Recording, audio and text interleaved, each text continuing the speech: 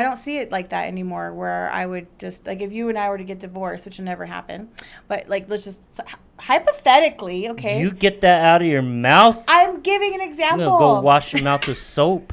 Let me just give this example. So let's just say that happens, right? So when I divorce you next time. Well, I would never. But let me tell you. Let me tell you. So let's just say that happens. Don't start that. Don't start that. So let's just say that we do get divorced, right? Yeah. And then I become single. I can't agree with that. I know, but Sorry. this is a hypothetical scenario. And I become single, right? Well, guess what? My best friend's still married, and would I still hang out with them? Heck yeah. If I get invited, I'll still go to trips with them. I would still go to family functions or whatever. You know, and if they have things with other couples, I don't care, because I'm not a couple right now. Unless it's something that I can, like, invite another friend to, you know. Yeah, we see that. But I think it's different as you get older. Like, when you're younger, you see all these things as, I'm so hurt, I didn't get invited, or whatever the case is. And then you get older, and it just doesn't even matter. Yeah. You know what I mean? So I did experience that in my early 20s, but, you know, I haven't really experienced that in my adult life.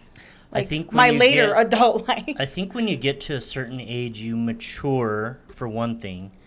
The second thing is you learn to be comfortable around yourself, or alone, or in private. So typically a lot of times in your early 20s and stuff, like, you want people around you all the time. I gotta be with someone. I gotta go, hey, let's go do something. I went through that, where I was like constantly, hey, let's go watch a movie, hey, let's go do this, hey, let's go do that, you know, let's go to dinner tonight. That was like last year. Yeah, that was it. But even when it did come to the point,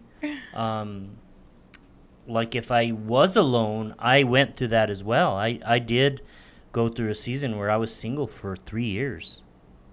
Close to 3 years, not quite full. Did you 3 years, feel lonely?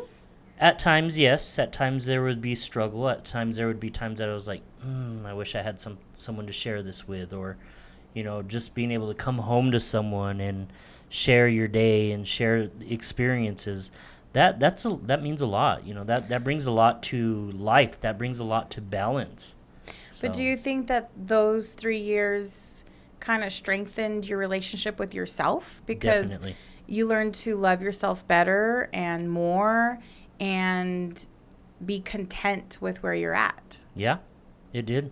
It there was a time in going through, before I went through that, or during that time, and I've shared this with you, is that I was asked, who am I when I'm alone, and who am I as a man? I couldn't answer that. I couldn't bring words to say, I'm this as a man, I am this person as a man, or this is who I am.